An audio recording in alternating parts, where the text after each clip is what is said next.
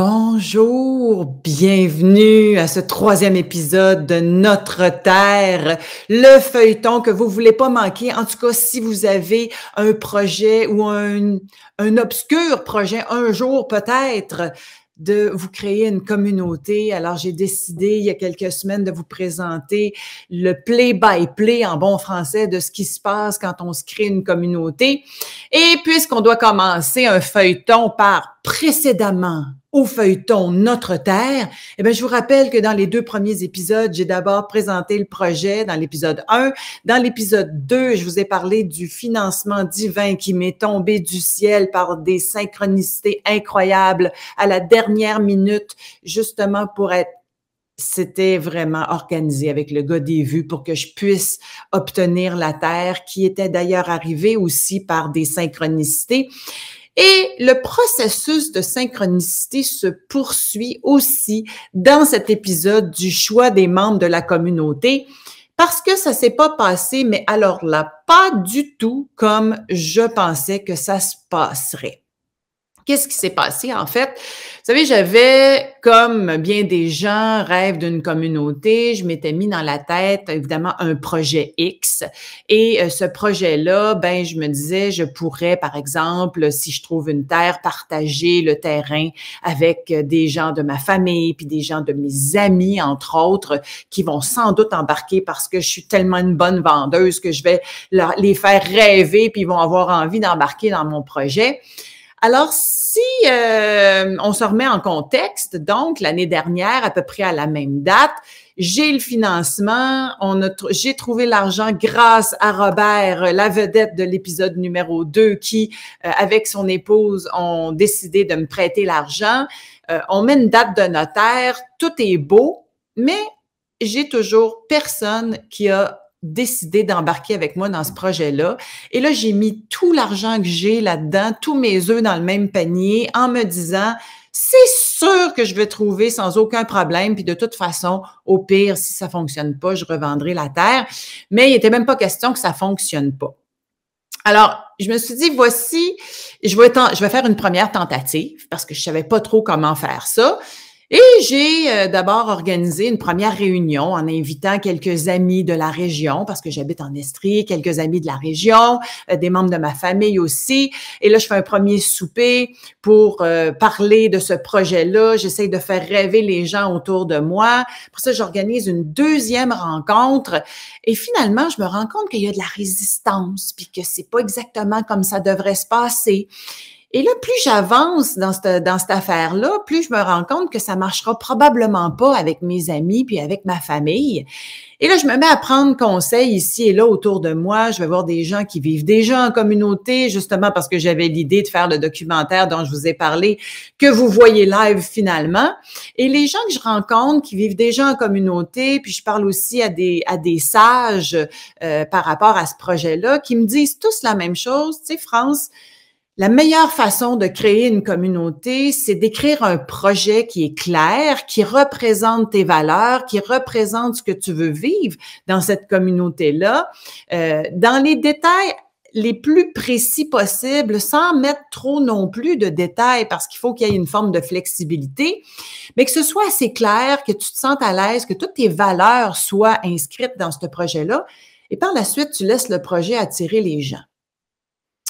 Alors, voici comment ça s'est passé. Je me suis assise, j'ai écrit un projet de 2 pages dans lequel j'ai mis toutes les valeurs que je voulais vivre, c'est-à-dire évidemment de partage, dans le partage de la communauté, de bienveillance entre nous, mais aussi avec la nature. Et la terre, évidemment, il fallait que ce soit une terre où on peut construire. Ça, c'est quand même important. Hein, les 32 acres que j'ai achetés, eh ben, c'était zoné blanc. Qu'est-ce que ça veut dire ici au Québec, zoné blanc? C'est-à-dire un terrain forestier, c'est une terre boisée, mais qu'on peut construire, sur laquelle on peut construire des maisons, parce que quand c'est zoné vert, c'est beaucoup plus compliqué. Zoné vert, c'est agricole, c'est réservé à l'agriculture. Des fois, quand on achète une terre agricole, il y a déjà, bien sûr, une maison sur la terre agricole, mais c'est pratiquement impossible d'en construire d'autres, à moins d'obtenir des dérogations. Et là, ça devient extrêmement compliqué avec le ministère de l'Environnement. Donc, il n'était pas question que je m'embarque dans quelque chose comme ça. Ça me prenait une terre qui était constructible ou construisible, je crois, qui est le bon mot. Et ça, c'était déjà réglé. Alors, j'ai écrit le projet. J'ai écrit le projet en me disant, on va construire des petites maisons écologiques. J'ai mis toutes les valeurs. On reviendra sur ces valeurs-là éventuellement parce que, mais ce qui est important, c'est pas mes valeurs. C'est que quand on veut créer un projet comme celui-là et qu'on veut attirer les bonnes personnes, eh bien, il faut que votre idée de base soit bien étoffée. Et c'est ça qu'on m'avait fait comprendre, ce que j'ai fait. Et là, la magie des synchronicités s'est poursuivie et j'en suis encore éblouie parce que, comme je vous ai dit, mais ça s'est pas passé du tout comme je le croyais. Ça s'est passé en fonction de l'intention, par contre, que je portais, qui était peut-être pas claire dans ma tête, mais qui était très claire d'un point de vue énergétique et ça a attiré exactement les bonnes personnes pour le projet en question. Et la première personne qui s'est présentée, bien, je vais vous raconter l'histoire parce que ça, c'en est une belle synchronicité. Je décide, vous savez, je fais une émission à tous les vendredis midi, si vous me suivez depuis quelques années. Alors, je fais une émission qui s'appelle Maître à bord tous les vendredis midi en direct. Et bien sûr, il faut que je fasse un peu de recherche pour ça. Puis, il y a des gens qui m'envoient toutes sortes d'informations. Il y a des maisons d'édition qui m'envoient aussi de l'information sur leurs auteurs pour que je les interviewe. Et j'ai une liste de gens que je pourrais interviewer, parfois qui restent là assez longtemps. Et c'était le cas de cet invité-là, à un moment donné, que j'avais reçu son livre, j'avais reçu l'information de son livre depuis quand même plusieurs mois. Et c'était dans ma liste de choses à faire peut-être un jour. Et tout à coup, je ne sais pas pourquoi, mais j'ai l'inspiration de ressortir ça de ma liste et de dire, bon, ben c'est cette fille-là que j'interviewe dans 2 semaines à mettre à bord. Et elle s'appelle Nadine Bachan, elle est auteure, mais c'est une écologiste aussi qui travaille pour Équiterre, un organisme qui fait la promotion de saines habitudes de vie à Montréal, mais pour tout le Québec. Et Nadine, donc, vient à mon émission Maître à bord. Et je fais l'entrevue, j'ai un coup de cœur pour la fille, j'ai un coup de cœur pour son livre aussi qui s'appelle « Méditer, voir la Terre autrement ». Je me souviens plus exactement du titre, je vous le dirai éventuellement. Mais tout ça pour dire que j'ai un coup de cœur pour la fille, mais ça s'arrête là. Et je me dis que je la reverrai peut-être jamais parce que, évidemment, d'une semaine à l'autre, c'est toujours un nouvel invité, un nouveau livre à lire. 3 jours plus tard, je reçois un message de Nadine qui me dit « France, quelle synchronicité incroyable! Eh bien, ma meilleure amie a donné un soin, sa meilleure amie est ostéopathe, ma meilleure amie a donné un soin au propriétaire l'ancien propriétaire de la terre que tu viens d'acquérir et lui a raconté que j'avais le projet de faire une communauté. Elle dit, moi, je cherche ça depuis longtemps, je veux absolument embarquer. Alors, j'en reviens même pas. J'organise une petite rencontre sur Zoom avec cette fille-là que je connaissais pas ni d'Ève ni d'Adam 1 semaine avant l'entrevue, donc avant que je me mette à lire son livre puis que j'en apprenne plus sur elle. Et finalement, elle a embarqué dans le projet. Et là, je vais vous présenter. Ça, c'est la première qui est arrivée. Et après ça, on en a parlé à des amis. Moi, j'en ai parlé aussi aux gens de Solutionnera, que vous connaissez peut-être, qui est une petite PME, une petite entreprise ici au Québec de Francis Gendron et son acolyte Frédéric, qui ont parti cette compagnie-là pour enseigner comment construire des maisons écologiques résilientes, entre autres. Et ils ont plein d'autres projets. Alors, j'en parle à Francis parce que j'avais déjà interviewé Francis, qui, lui, me réfère quelqu'un. Et comme ça, de fil en aiguille, je me suis retrouvée avec des parfaits étrangers qui étaient totalement en phase et alignés avec le projet que j'avais écrit. Parce que quand j'ai compris que ça allait pas être ma famille et mes amis, j'ai fait table rase. Et là, je me suis dit, je mets de côté tous les gens qui m'ont approché, tous ceux que je connais, qui veulent embarquer dans le projet. Je fais table rase et je repars ça à partir d'un projet bien établi. Et le projet va attirer les gens. Et voici les gens maintenant, parce que ça a pris 8 mois que je trouve tout le monde en fonction du projet, que j'ai laissé aller. J'ai vraiment laissé la vie m'amener les gens en question par toutes sortes de synchronicités. Et là, j'ai envie de vous les présenter. Il va falloir que je ferme mon micro, mais vous allez voir que ces gens-là, qui sont tous des étrangers, qui sont en train évidemment de devenir mes amis, bien sûr, sont là pour une seule raison et la bonne raison, c'est-à-dire partager les valeurs que j'ai déclinées, que j'ai écrites dans le projet. Alors, je ferme mon micro et je vous présente la première, qui est Nadine Bachand, que vous voyez ici. La première personne qui est arrivée à la Terre, c'est ma belle Nadine ici. Nadine Bachand, comment ça va? Ça va bien. Dis-moi, toi, qu'est-ce qui t'a attiré au projet Notre Terre? Ben, moi, c'est vraiment pour incarner un idéal de vie que j'ai depuis toujours, puis qui est d'abord d'être plus près de la nature, de vraiment vivre en nature, puis de vivre le plus possible à partir des ressources du territoire, donc avoir une plus grande résilience, là, surtout par les temps qui nous attendent, je pense que c'est super important. Puis vivre en communauté. Ben, c'est ça. L'autre aspect, c'est vraiment l'aspect de la coopération pour moi, pour briser l'aspect individualiste dans lequel on vit maintenant, dans la solitude existentielle dans laquelle on s'est enfoncé. Ben, c'est vraiment de revenir à la coopération, à la collaboration, puis vivre cet idéal-là concrètement. Ah, j'adore ça. Alors, tu vois, ça commence bien. Ça, c'est la première et le deuxième. Je vous le présente, Harry. Raconte-moi, toi, qu'est-ce qui t'a attiré au projet Notre Terre? Moi, j'ai une grande famille de 11 enfants, puis j'avais envie de vivre une famille autrement, c'est-à-dire partager en nature et puis collaborer ensemble pour pouvoir bâtir quelque chose de plus grand que juste soi-même. Donc voilà, c'est ce qui m'a attiré dans ton projet. Puis avoue aussi que le monde t'intéressait, là. C'était toute une belle gang, là. Toute une sacrée belle gang. On savait même pas qui allait être là encore au complet, mais les autres sont arrivés là. Salut! Ça, c'est le seul petit couple qu'on a. Pour une raison que j'ignore, j'ai attiré beaucoup de célibataires. Voici le couple. Marie-Claude et Johan. Vous autres, pourquoi vous voulez vivre en communauté? Ben, moi, ce qui m'a attiré à vivre en communauté, déjà, en 2010-2011, j'ai touché à un projet qui était semblable, dans lequel on a dû se retirer pour des raisons très pratiques. Mais je veux dire, ça nous est arrivé aussi par synchronicité, ce projet-là, par quelqu'un interposé qu'on connaissait déjà, etc. C'était déjà un idéal que vous portiez. C'était déjà un idéal qu'on portait et qui m'a vraiment, moi, stimulé à pouvoir me joindre à notre terre. Oui, puis c'est pour ma part, c'est aussi de partager, d'avoir des lieux communs où on peut partager le travail, puis et aussi la richesse de la communauté. Donc, pour moi, c'est important de faire un pas dans la nouveauté, de faire un pas dans on en parle beaucoup du nouveau monde, de comment faire autrement. C'est de la création, au fond, avec nos outils qu'on a présentement, mais peut-être faire autrement. Puis le faire ensemble. Oui. Parce que Marie-Claude, elle va nous faire faire tous nos petits canages, là, puis nos confitures ensemble. Là, vous voyez Annie. Annie. Toi, qu'est-ce qui t'a amené à nous? OK, en quelques secondes. Moi, je cherchais depuis longtemps une campagne, ma campagne. J'avais envie de campagne, de grands espaces, de naturel. Je le cherchais toute seule, mais il y a encore une fois une synchronicité qui s'est produite.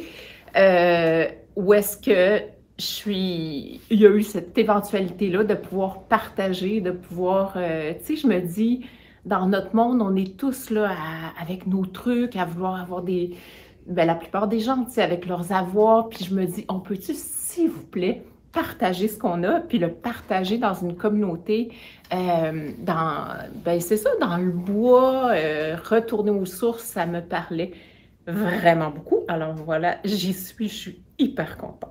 Ah ouais! Annie, c'est notre motivée, notre motivatrice.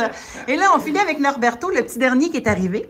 Norberto, toi, la communauté, t'en rêves depuis des années. C'est comme un idéal que tu chéris depuis toujours. C'est vrai. Fait qu'on est comme arrivé comme un cadeau dans ta vie. Ouais, c'est vrai, ça. C'est toi qui est arrivé comme ça. C'est nous! C'est vrai, mais en tout cas, celle qui m'a donné déjà l'envie de le départ. Puis après ça, j'ai rencontré cette belle gang-là, Mais pourquoi tu rêvais de communauté, toi? Ben, moi, ça fait longtemps que je rêve de communauté, que je crois que c'est vraiment la manière de vivre.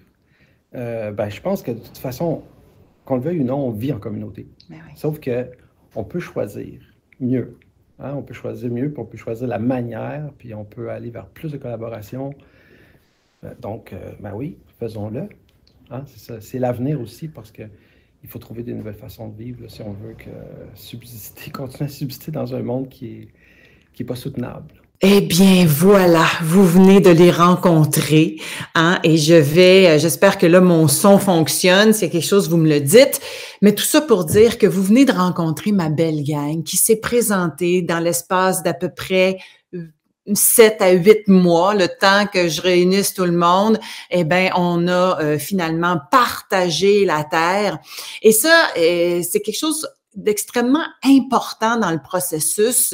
Je pense que je vais prendre un épisode complet éventuellement pour vous raconter comment est-ce qu'on a partagé la Terre, parce que il a fallu penser à un nouveau modèle. J'en ai discuté d'abord avec un notaire qui était habitué, qui l'avait fait pour des amis à moi qui ont un projet semblable dans le Nord, ça s'appelle la Terre de la Réunion, et c'est mon ami Simon Leclerc, que vous avez déjà rencontré, que vous allez revoir bientôt d'ailleurs, qui a parti ça avec des amis, et puis finalement, eux autres, ils avaient un projet de copropriété que moi, je pouvais pas faire en fonction des règles de la municipalité, ce qui fait que mon idée, c'était de trouver les gens, de partager la terre et qu'on se la sépare au prix que je l'avais payé. Donc, il n'était pas question de passer par toutes les étapes de lotissement, c'est-à-dire demander des permis, arriver avec le lotissement, après ça, revendre des terrains. Ça, c'est une business. Moi, il n'était pas question que je tombe dans le côté business, ce qui fait que j'ai d'abord réuni les gens de la terre et par la suite, on est retourné chez le notaire sans qu'il y ait aucun argent qui soit transigé par le notaire. On a fait ça entre nous.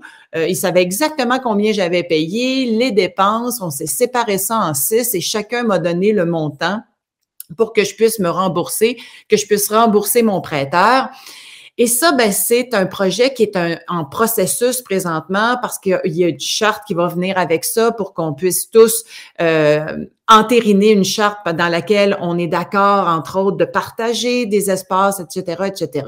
Alors, tout ça, ça viendra dans un autre épisode, mais je voulais quand même vous mettre l'eau à la bouche et voir et vous montrer, ou en tout cas partager avec vous comment est-ce que j'ai attiré ces gens-là et surtout que vous compreniez, encore une fois, que je me suis pas attachée à la forme parce que, comme je l'enseigne, eh bien, j'essaye aussi de le mettre en pratique. Si je m'étais attachée à la forme, je me serais butée. J'aurais essayé de convaincre mes amis, de convaincre les gens autour de moi, convaincre ma famille, certains membres de ma famille, de venir s'installer sur la terre. Et tout ça aurait été ardu et finalement, ça aurait sans doute pas fonctionné de toute façon parce qu'il aurait fallu modeler le projet aux aspirations, aux attentes de chacun. Alors qu'en faisant totalement l'inverse et en écoutant ce qu'on m'avait finalement conseillé de faire, et ça, c'est probablement ma plus grande fierté, entre guillemets, là-dedans, c'est-à-dire que j'ai pas fait à ma tête de cochon, mais j'ai écouté les conseils des gens qui en savent plus que moi là-dessus. Eh bien, j'ai vraiment écrit le projet qui me représentait, qui représentait les valeurs que je voulais véhiculer là-dedans. Et ce projet-là a été extrêmement rassembleur et a attiré les bonnes personnes. Et vous voyez que ça se peut qu'évidemment, on va rencontrer des embûches. Évidemment qu'on va avoir aussi des défis, autant humains que physiques matériels, hein, dans ce projet-là. Mais les gens qui sont là sont tous là pour les mêmes raisons et partagent les mêmes valeurs. Et ça, c'était, oui, puis là, je vois vos commentaires, là, félicitations, tous ceux qui y participent, quelle belle gang, ça fait rêver. Ben, tant mieux si ça vous fait rêver parce que si c'est ça votre rêve, eh bien, commencez tout de suite par l'étape numéro 1. Écrivez un projet qui vous ressemble, puis portez-le à l'intérieur de vous et laissez la vie vous amener justement par synchronicité le bon terrain, le bon moment, le bon groupe éventuellement, parce que c'est vraiment comme ça qu'on crée et qu'on manifeste nos idéaux. Alors, merci encore de votre écoute. La semaine prochaine, on va aller un petit peu plus loin. On va parler plus longuement, entre autres avec Nadine, qui, je vous le répète, est auteure, mais elle est aussi biologiste, écologiste. Elle a déjà vécu en communauté communauté. Elle va nous raconter qu'est-ce qu'elle a vécu là-bas, qu'est-ce qu'elle a appris de cette communauté-là, qu'est-ce qu'elle a envie, qu'est-ce qu'elle sait qu'elle n'a pas envie de revivre, qu'est-ce qu'elle veut revivre aussi. Bref, on va profiter de son expérience puis aussi de sa sagesse dans le prochain épisode. Et ça va être comme ça un processus. Je vous présenterai d'autres mondes de la communauté aussi pour parler de d'autres aspects plus techniques, mais qui sont extrêmement importants parce que il y a des étapes, puis si on ne fait pas les étapes dans l'ordre, ça peut nous coûter très cher. Alors, j'espère que vous allez être encore là la semaine prochaine. Merci, à très bientôt et partagez si vous aimez le feuilleton Notre Terre. C'est gratuit et ça vient de mon fond.